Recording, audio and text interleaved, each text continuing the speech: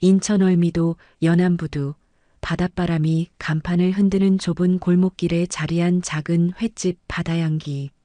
다른 가게들의 화려한 간판과 달리 오래된 목재에 푸른 글씨로 간결하게 적힌 이름이 바람에 나부꼈습니다. 이곳을 운영하는 주인 한사에는 언뜻 보기에 평범한 중년 여성일 뿐이었죠. 손님들에게는 항상 담담한 미소로 대하며 묵묵히 생선을 손질하는 모습이 인상적인 사람이었어요. 한사의 손길은 마치 무용수처럼 섬세했습니다. 칼날 위에서 춤추듯 움직이는 손가락마다 리듬감이 있었고 명태의 살을 발라내는 그 손놀림엔 어딘가 무섭도록 정확한 힘이 실려 있었습니다. 손님들은 그런 한사의 솜씨를 보며 탄성을 자아냈지만 누구도 그 손이 지난 날에 어떤 일을 해왔는지 알지 못했어요. 한국인 아버지와 일본인 어머니 사이에서 태어난 한사에 그녀의 어린 시절은 두 문화 사이에서 끊임없이 흔들리는 배와 같았습니다. 가정 불화로 부모는 이혼했고 11살이 된 한사에는 어머니를 따라 일본으로 건너갔어요. 그러나 그곳에서의 삶은 마치 지옥과도 같았죠. 너는 절대 일본인이 될 수 없어. 학교 아이들의 차가운 시선과 속삭임은 매일 한사의 등을 따라왔습니다. 가난과 차별, 그리고 끝없는 외로움. 14살이 되던 해, 한사에는 자신을 괴롭히던 아이들에게 처음으로 주먹을 휘둘렀어요. 체구는 작았지만 분노와 절망이 담긴 그 주먹은 생각보다 강했습니다. 거리의 불량 서클에 몸을 담기 시작한 한사에는 곧 일본 지하 세계의 불법 격투장에서 이름을 알리기 시작했습니다. 갸냘픈 동양인 소녀라는 외모 뒤에 숨겨진 날카로운 눈빛과 빠른 발놀림, 그리고 복싱 선수보다 정확한 타격으로 상대를 제압하는 모습은 곧 일본 최고 폭력 조직 류지카이의 눈에 들어왔어요. 17살 한사에는 조직원이 되었습니다. 처음엔 단순한 심부름꾼이었지만 그녀의 능력은 빠르게 인정받았어요. 그러나 어느 날 밤 한사의 어머니는 몰래 야쿠자 두목을 찾아가 무릎을 꿇었습니다. 제발 내 딸을 놓아주세요. 대신 몸값 대신 자신을 희생한 어머니. 그 이후 어머니는 병을 얻었고 결국 세상을 떠났어요. 임종 직전 어머니는 한사의 손을 꼭 잡으며 속삭였습니다. 사해야, 이젠 싸움이 아니라 내 인생을 살아가거라. 한사의 눈에서 눈물이 흘러내렸습니다. 그날 밤 한사에는 모든 것을 정리하고 한국으로 돌아오기로 결심했어요. 일본에는 이미 그녀의 과거를 너무 많이 알고 있는 사람들 뿐이었으니까요. 인천 월미도 연안부두 35 한사회가 작은 횟집을 열었습니다. 조용히 조심스럽게 과거를 지운 채 살아가는 곳. 하지만 언제부턴가 바닷바람 속에서 낯선 냄새가 풍기기 시작했습니다. 그것은 한사회가 너무나 잘 알았던, 그리고 영원히 잊고 싶었던 냄새였죠. 연안부두의 아침은 항상 분주했습니다. 어선들이 밤새 잡아온 싱싱한 해산물로 부두는 활기를 띠었죠. 바다 내음과 함께 상인들의 외침, 갈매기 소리가 어우러지는 이 소란함 속에서도 한사회의 횟집 바다향기는 언제나처럼 조용했어요. 아침 6시 한사회는 이미 시장에서 오늘 필요한 생선들을 고르고 있었습니다. 옥순 할머니, 오늘 명태 상태가 아주 좋네요. 한사회는 익숙한 건어물 가게 앞에 서서 말했습니다. 건어물 가게를 운영하는 옥순 할머니는 자애로운 미소를 지으며 우리 사의 양이 고르는 눈은 항상 정확해. 오늘 들어온 명태가 정말 좋아. 한 마리 더 얹어줄게. 하며 손수 명태를 추가해 주었죠. 한사회가 부두에 자리 잡은 지 벌써 5해가 넘었습니다. 처음엔 낯선 이방인을 경계하던 상인들도 이제는 한사회를 연안부두의 일원으로 받아들였어요. 조용하고 성실한 그녀의 모습이 신뢰를 얻었던 겁니다. 누구도 한사회의 과거에 관해 묻지 않았고 그녀도 굳이 말하지 않았습니다. 그것이 이곳 사람들의 방식이었어요. 그러나 지난 몇 달간 연안부두에 미묘한 변화가 감지되기 시작했습니다. 철룡회라는 이름조차 낯선 중국 조직들이 부두에 자주 출몰했어요. 처음엔 단순한 관광객이나 사업가로 보였지만 점점 상인들과 친분을 쌓으며 세력을 넓혀가고 있었습니다. 요즘 우리 가게 앞에 자주 오는 중국인들 있지? 술 잘 사고 친절한 것 같은데. 옥순 할머니가 물었어요. 한사회는 말없이 고개를 끄덕였습니다. 그들의 움직임을 이미 눈치채고 있었거든요.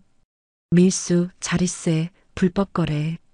그녀는 이 패턴을 너무나 잘 알고 있었습니다. 야쿠자 시절 한사회 자신도 새로운 지역에 진출할 때 비슷한 방식으로 접근했었으니까요. 횟집으로 돌아온 한사회는 생선을 손질하며 창밖을 바라보았습니다. 검은 양복을 입은 남자들이 상점들을 돌아다니며 상인들과 대화를 나누고 있었어요. 그들의 눈빛과 몸짓에서 한사회는 위험의 냄새를 맡았습니다. 그녀의 눈은 날카로워졌고 손에 쥔 회칼을 무의식적으로 꽉 쥐었죠. 아니야, 이젠 그런 세계와 상관없어. 한사회는 스스로에게 속삭였습니다. 엄마와의 약속이니까. 그날 저녁 한사회는 매일 하던 대로 작은 일본식 제단 앞에 앉았어요. 어머니의 사진 앞에 소주 한 잔을 따르고 묵념했습니다. 엄마, 오늘도 잘 지냈어요. 가게도 잘 돌아가고. 한사회는 잠시 망설이다 말을 이었습니다. 근데 요즘 좀 신경 쓰이는 일이 있어서요. 괜찮을 거예요. 걱정하지 마세요. 나 이제 싸우지 않을 거니까. 하지만 마음 한 구석에서는 알고 있었습니다. 끓어오르는 불안감, 위험을 감지하는 예민한 감각, 그리고 가슴속 깊은 곳에서 꿈틀거리는 오래된 본능. 이것들은 결코 완전히 사라진 적이 없었죠. 그저 깊이 묻어두었을 뿐이었습니다. 다음 날 부두에는 긴장감이 감돌았어요. 상인들 사이에서 속삭임이 오갔습니다. 어젯밤 생선 가게 하나가 보호비를 내지 않았다는 이유로 물건들이 엉망이 되었다는 소문이었죠. 경찰에 신고했지만 증거 불충분으로 무혐의 처리되었다고 했습니다. 한사회는 가게 문을 열면서 깊은 한숨을 내쉬었어요. 점점 조여오는 그림자, 그녀는 이 상황이 어떻게 전개될지 너무나 잘 알고 있었습니다. 하지만 이제 그녀는 싸우지 않기로 했으니까요. 그 약속만은 지켜야 했습니다. 비가 내리는 봄날 오후, 연안부두는 평소보다 한산했습니다. 빗줄기가 바다 위로 떨어지는 소리와 부두 주변을 맴도는 갈매기의 울음소리만이 공기 중에 떠다녔어요. 한사회는 비 오는 날이면 항상 그랬듯이 가게 창문을 닫고 있었습니다. 물기 어린 유리창 너머로 부두의 풍경이 흐릿하게 비쳤죠. 그때였습니다. 옥순 할머니의 건어물 가게 앞에 검은 정장을 입은 3명의 남자가 나타났어요. 한사회는 손을 멈추고 그들을 주시했습니다. 철룡의 조직원들이었죠. 그들은 옥순 할머니에게 뭔가를 말하고 있었고 할머니의 표정은 점점 굳어갔어요. 이 가게, 이젠 우리가 지켜준다. 보호비만 내면 돼. 비 내리는 소리에도 불구하고 한사회의 귀에는 그들의 목소리가 선명하게 들려왔습니다. 옥순 할머니는 고개를 저었어요. 내 가게는 내가 지켜. 50년 넘게 이렇게 해왔는데 무슨 보호가 필요하다고. 할머니, 세상이 많이 위험해졌어. 우리 같은 사람들이 없으면 밤에 누가 이 가게를 지켜줄지. 대화는 점점 격해졌습니다.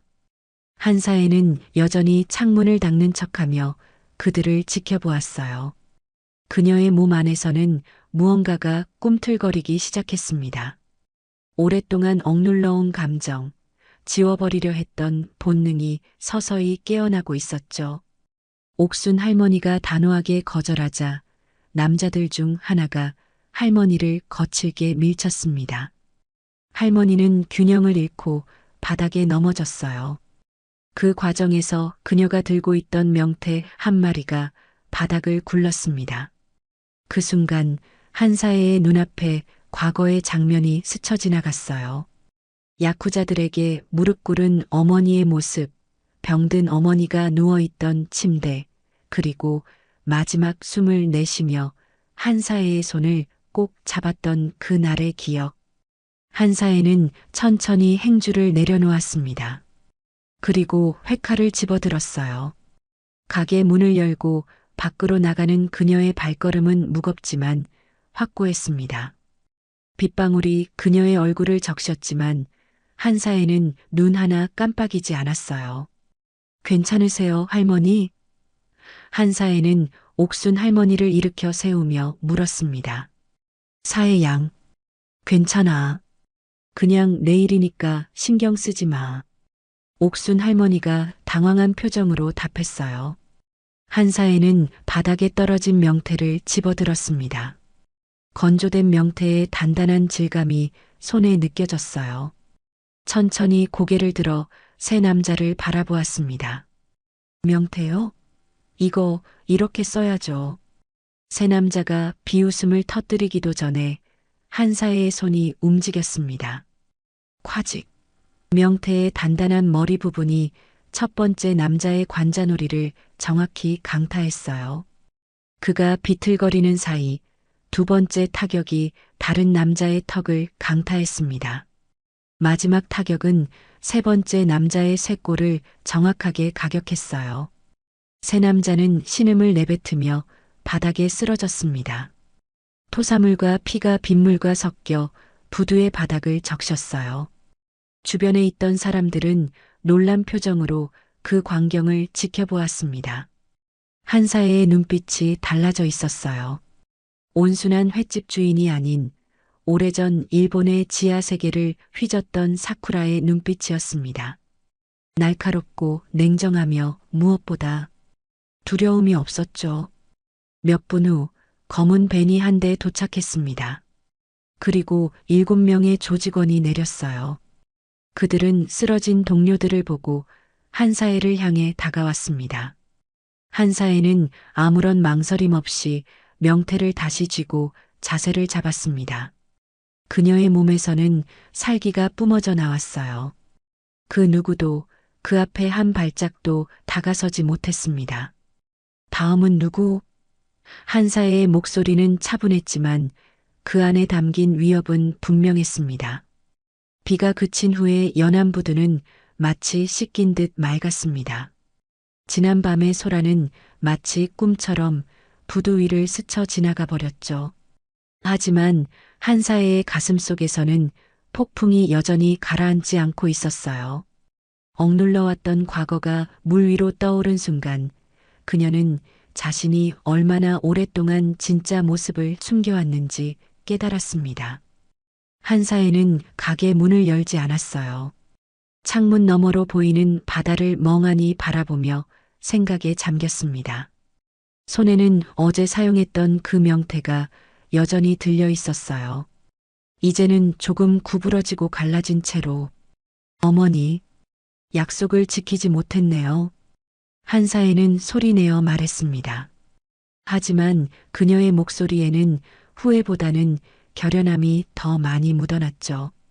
그때 가게 문을 두드리는 소리가 들렸어요. 경계심이 올라온 한사회는 조심스럽게 문 앞으로 다가갔습니다. 그러나 문 앞에 선 사람은 예상과 달리 옥순 할머니였어요. 사회 양, 괜찮니? 옥순 할머니의 주름진 얼굴에는 걱정이 가득했습니다. 한사회는 문을 열어주며 미소를 지었어요. 네, 할머니. 걱정 마세요. 그냥 오늘은 좀 쉬고 싶어서요. 어제 고마웠어. 하지만 너무 위험한 짓이었어. 그 사람들이 누군지 알아? 철룡회라는 곳은 이 근방에서 가장 위험한 중국 조직이야. 옥순 할머니의 목소리에는 두려움이 스며 있었습니다. 한사에는 침묵했어요. 그녀는 알고 있었습니다.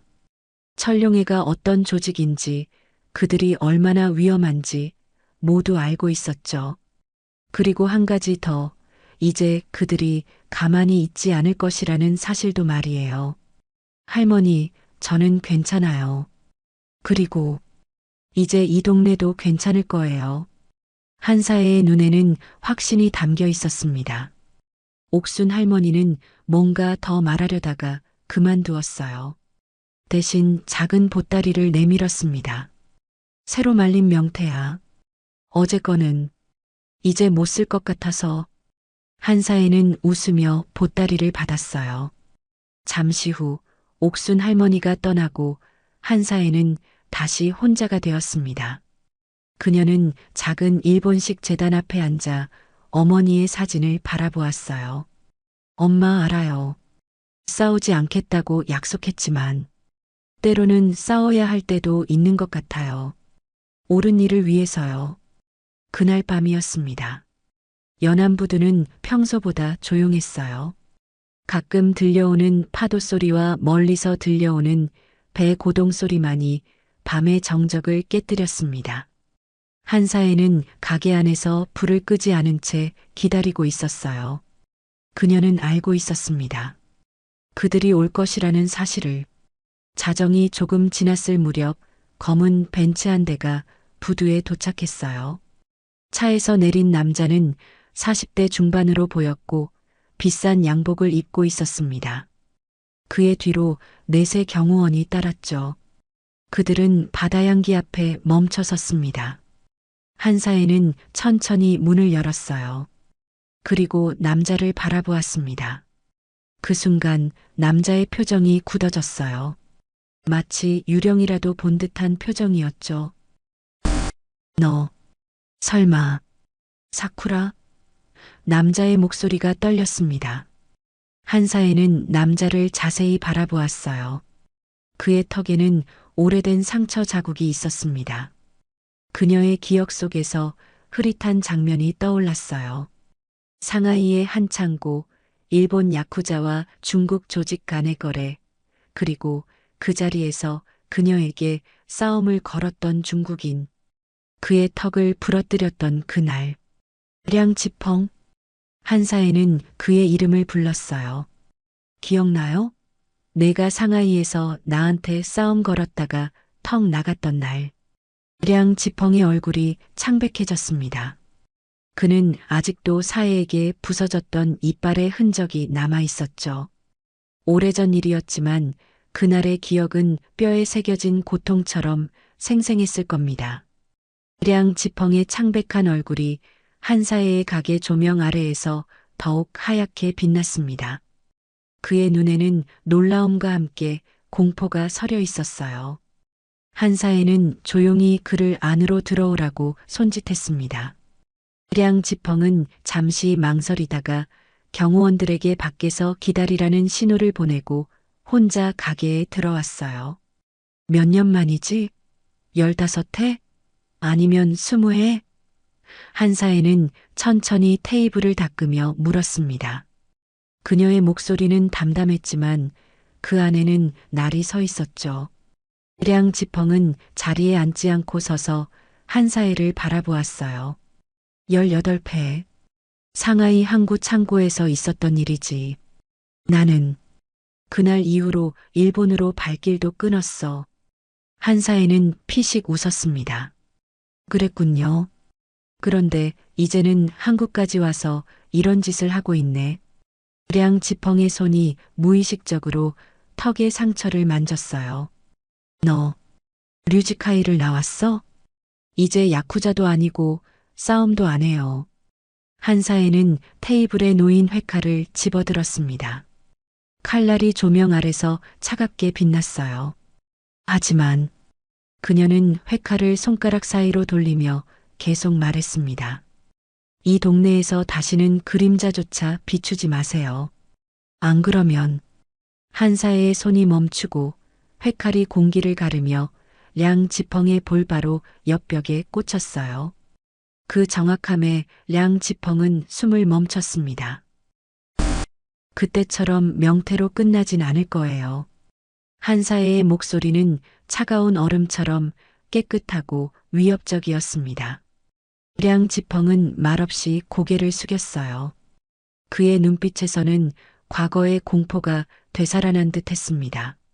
세계 최고의 폭력 조직 중 하나인 류지카이 출신의 여자가 여기 있다는 사실이, 그것도 과거 자신에게 치명적인 상처를 입혔던 사쿠라가 바로 이 연안부두에 있다는 사실이 그를 압도했죠. 알았어. 우리는 내일 아침 이 지역에서 완전히 철수하겠어. 량 지펑의 목소리는 거의 들리지 않을 정도로 작았습니다. 한사에는 고개를 끄덕였어요. 좋아요. 그리고 한 가지 더. 그녀는 벽에 꽂힌 회칼을 뽑아 다시 테이블 위에 올려놓았습니다. 옥순 할머니의 가게에 일어난 일, 모든 피해는 배상하세요. 2배로. 량 지펑은 다시 고개를 끄덕였습니다. 그리고 문을 향해 걸어갔어요. 문 앞에서 그는 잠시 멈추어 뒤돌아보았습니다. 왜 여기 있는 거야? 류지카이의 사쿠라가. 그의 질문에는 순수한 의문이 담겨 있었어요. 한사에는 창밖으로 보이는 어두운 바다를 바라보며 대답했습니다. 어머니와의 약속이요. 이젠 싸우지 않겠다고. 평범하게 살겠다고. 량 지펑은 잠시 그 말을 곱씹더니 문을 열고 나갔습니다. 검은 벤츠가 조용히 부두를 떠나는 소리가 들렸어요. 그날 밤 한사에는 오랜만에 깊은 잠에 들었습니다. 마치 오랫동안 숨겨왔던 짐을 내려놓은 듯한 해방감과 함께 말이죠. 그리고 다음 날 아침 연안부두에서는 철룡회의 흔적을 찾아볼 수 없었어요. 마치 그들이 처음부터 존재하지 않았던 것처럼. 옥순 할머니의 가게 앞에는 커다란 꽃바구니가 놓여 있었습니다. 그리고 그 옆에는 봉투 하나가 있었죠. 봉투 안에는 할머니가 입었던 피해의 2배가 넘는 금액이 들어 있었어요. 한사에는 매일 아침처럼 시장에 나와 옥순 할머니의 가게를 지나갔습니다. 할머니는 꽃바구니와 봉투를 보며 당황한 표정이었어요. 사의 양, 이게 어떻게 된 일이야? 옥순 할머니가 물었습니다. 한사에는 미소만 지었어요. 아마도 그들이 실수를 깨달은 모양이네요. 이제 더 이상 문제 없을 거예요. 옥순 할머니는 고개를 갸웃거렸지만 더 이상 묻지 않았습니다. 대신 한사에에게 새로 들어온 명태를 건네며 말했어요. 자, 이건 우리 사의 양을 위한 특별 선물이야. 한사에는 고마운 마음으로 명태를 받았습니다. 이제 이 명태는 단순한 생선이 아닌 그녀의 새로운 시작을 상징하는 것이었어요. 다음 날 아침 연안부두는 태양이 밝게 비추는 새로운 하루를 맞이했습니다. 바다는 잔잔했고 갈매기들은 자유롭게 하늘을 날아다녔어요. 한사에는 평소보다 일찍 일어나 가게 문을 열었습니다. 마음이 이상하게 가벼웠어요. 마치 오랫동안 자신을 짓눌러왔던 무거운 짐이 사라진 것 같았죠. 한사에는 가게 앞을 쓸며 내심 불안했습니다. 량 지펑이 정말로 약속을 지킬까? 그것이 진짜 끝일까? 의심이 들었지만 한편으로는 그가 약속을 지킬 것이라는 확신도 있었어요. 그녀가 누구였는지, 그녀가 무엇을 할 수 있는지 그는 너무나 잘 알고 있었으니까요. 오전 10시 첫 손님이 들어왔습니다. 평소처럼 공사장에서 일하는 인부들이었어요. 그들은 언제나처럼 시끌벅적하게 이야기를 나누며 자리에 앉았습니다. 사혜 씨, 오늘도 명태회 특으로 주세요. 단골 중 한 명이 웃으며 말했어요. 한사에는 미소를 지으며 고개를 끄덕였습니다. 네, 금방 준비해 드릴게요. 손님들은 여느 때와 같았지만 그들의 대화 주제는 달랐어요. 연안부두에서 갑자기 사라진 중국인들에 관한 이야기였습니다. 듣자 하니 어젯밤 사이에 다 사라졌다더라. 짐까지 다 정리해서 어디론가 떠났다는데. 아, 다행이다. 그 사람들 때문에 부두가 불안하더라고. 특히 옥순 할머니 가게에서 있었던 일 말이야. 한사에는 묵묵히 생선을 손질하며 그들의 대화를 듣고 있었어요. 곧 손님들은 다른 이야기로 주제를 바꾸었고 평소와 같은 일상이 계속되었습니다. 오후가 되자 더 많은 손님들이 찾아왔어요. 모두 한사회의 솜씨 좋은 회와 깔끔한 서비스 때문에 단골이 된 사람들이었습니다. 그들 중 몇몇은 한사회에게 넌지시 천룡회에 관해 물어보기도 했지만 그녀는 매번 모른다는 듯 어깨를 으쓱할 뿐이었어요.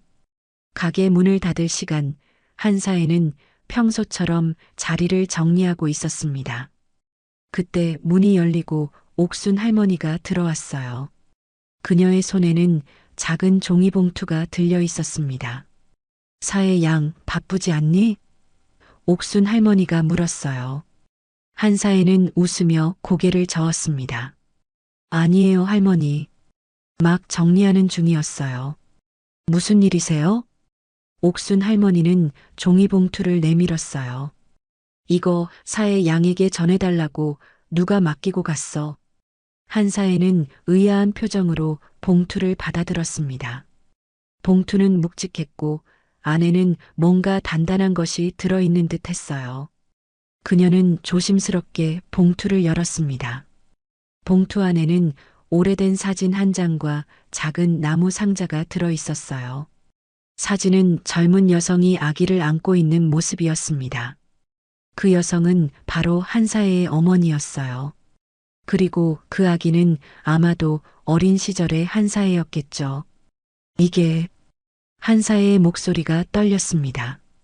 나무 상자를 열자 그 안에는 작은 금 펜던트가 들어 있었어요. 벚꽃 모양의 펜던트였습니다.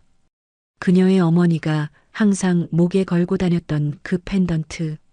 하지만 어머니가 돌아가신 후 그것이 어디로 갔는지 한사회는 알지 못했어요. 누가 이걸 맡겼다고요? 한사회가 떨리는 목소리로 물었습니다. 옥순 할머니는 고개를 갸웃거렸어요. 키가 크고 턱에 상처가 있는 중국인이었어. 뭐라고 말했는지는 잘 못 알아들었지만 사회 양에게 꼭 전해달라고 했어. 한사회의 눈에 눈물이 고였습니다. 량치펑. 그는 어떻게 이 펜던트를 가지고 있었을까요? 아마도 과거 야쿠자와의 거래 과정에서 입수했을 수도 있겠죠. 어쩌면 그것이 그가 한사회를 사쿠라로 기억할 수 있었던 이유였을지도 모릅니다. 고마워요, 할머니. 한사회는 감정을 억누르며 말했어요. 옥순 할머니가 떠난 후 한사회는 펜던트를 손에 꼭 쥐고 가게 뒷방으로 들어갔습니다. 작은 일본식 제단, 어머니의 사진 앞에 그녀는 무릎을 꿇었어요. 그리고 새로 받은 사진과 펜던트를 조심스럽게 제단에 올려놓았습니다. 엄마, 보세요. 펜던트가 돌아왔어요. 한사회의 눈에서 눈물이 흘러내렸습니다. 이제 정말 새 출발을 할 수 있을 것 같아요. 일주일이 지났습니다. 연안부두는 다시 평화로운 일상으로 돌아왔어요. 천룡회에 관한 이야기는 이제 그저 잠시 지나간 소문거리일 뿐이었죠. 상인들은 평소처럼 장사를 했고 어선들은 매일 새벽 바다로 나가 물고기를 잡아왔습니다. 그리고 한사회의 바다향기도 여느 때와 다름없이 운영되고 있었어요. 아침 일찍 한사회는 시장에서 그날 필요한 생선들을 고르고 있었습니다. 손에 든 명태의 신선도를 확인하던 그녀의 눈에 낯선 움직임이 포착됐어요. 부두 끝에 서 있는 한 남자. 그는 한사회를 바라보고 있었습니다. 그녀는 순간 경계했지만 곧 그가 누구인지 알아챘어요. 류지카이 조직원이었죠. 한사에는 천천히 그에게 다가갔습니다. 남자는 깔끔한 정장을 입고 있었고 그의 왼손 새끼손가락은 반쪽이 없었어요. 야쿠자의 상징이었죠. 타카하시 씨. 한사에가 일본어로 불렀습니다. 오랜만이네요, 사쿠라 씨.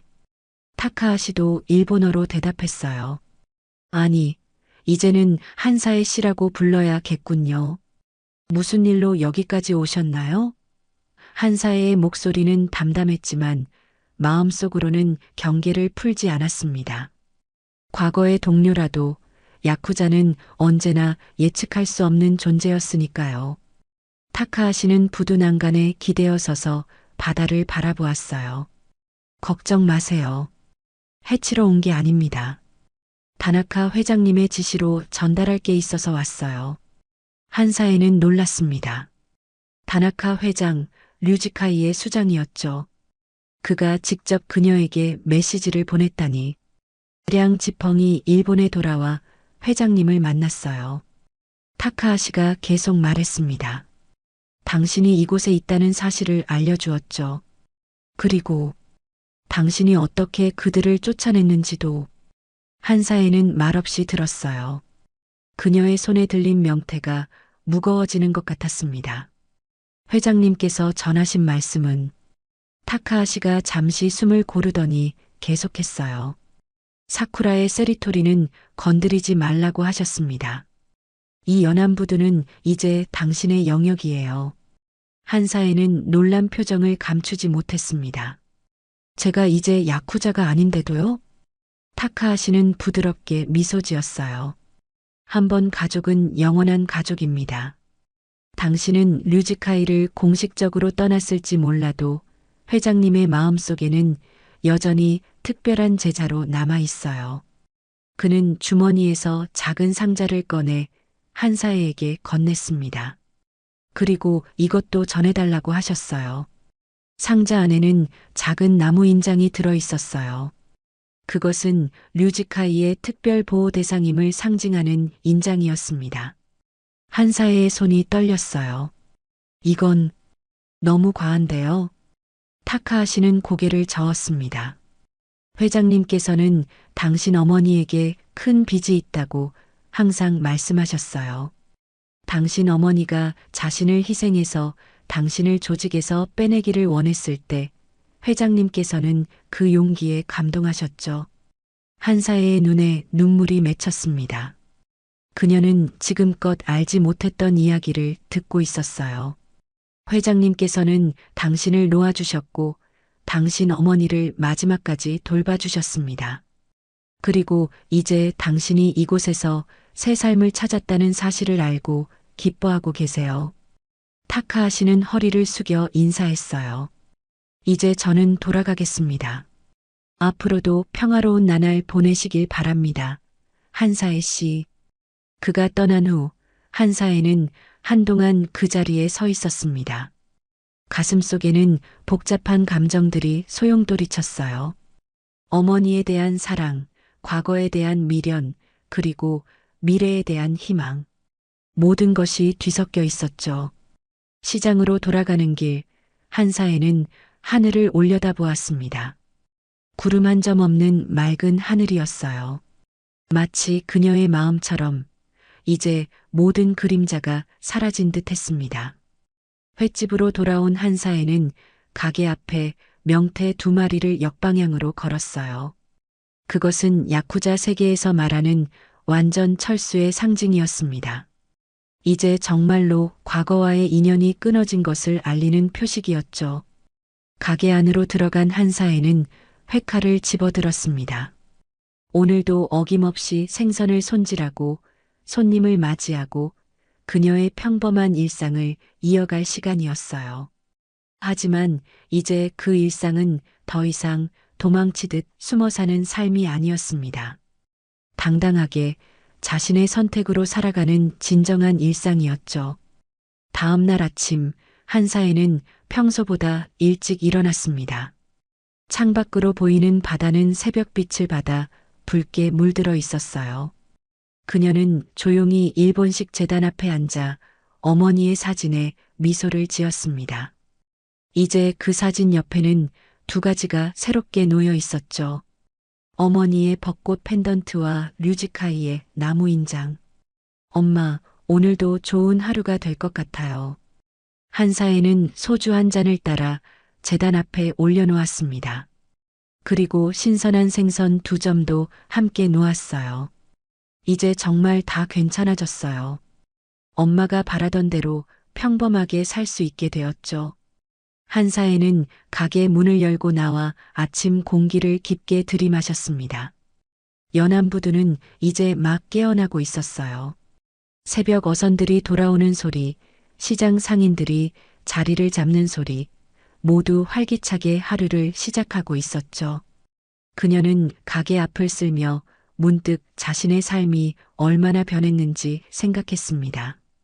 17살 때 야쿠자가 되어 피와 폭력의 세계에서 살았던 그 소녀가 이제는 평화로운 횟집을 운영하며 매일 아침 바다를 바라보는 삶을 살고 있었어요.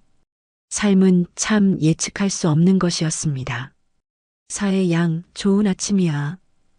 옥순 할머니가 건어물 가게 문을 열며 인사했어요. 한사에는 웃으며 손을 흔들었습니다. 할머니, 좋은 아침이에요.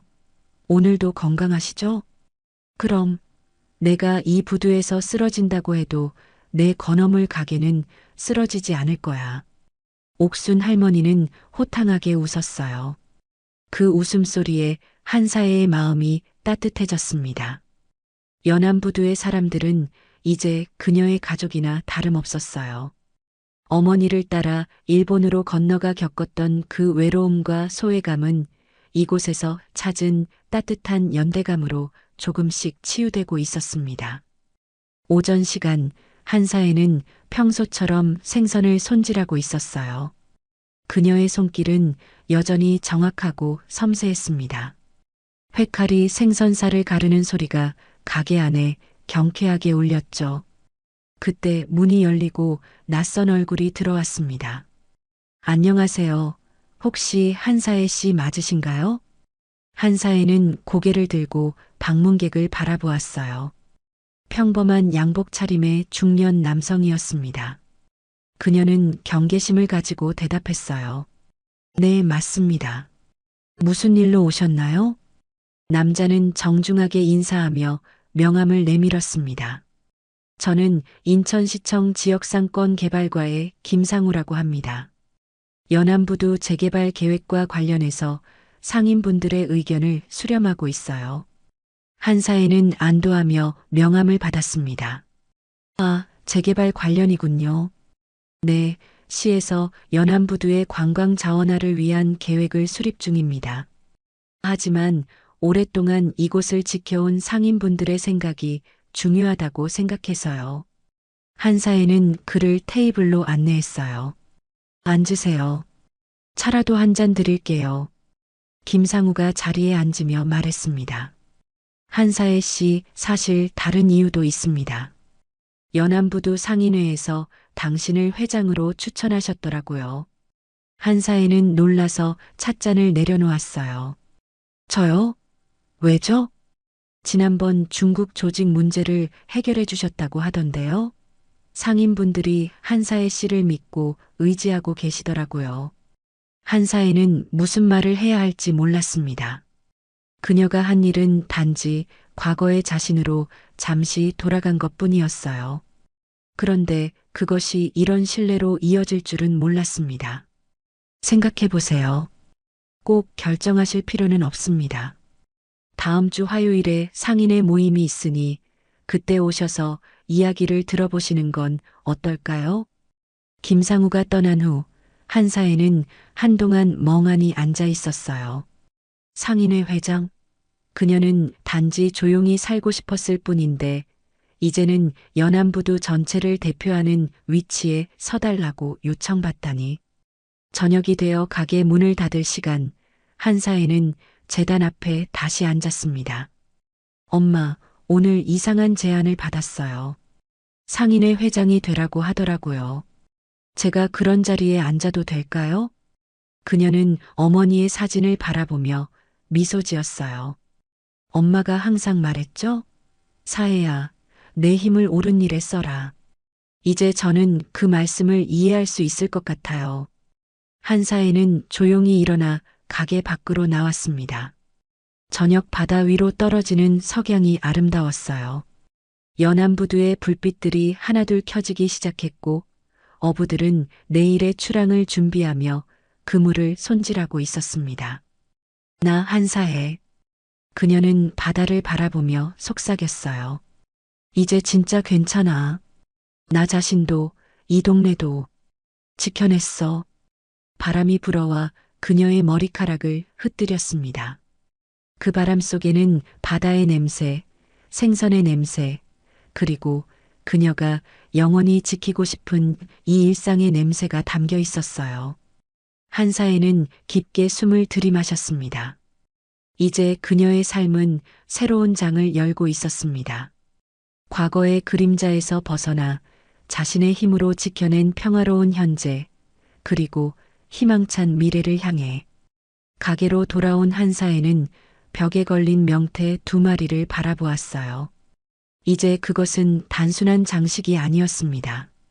그것은 그녀의 과거와 현재를 잇는 다리이자 그녀가 걸어온 험난한 여정의 증표였죠.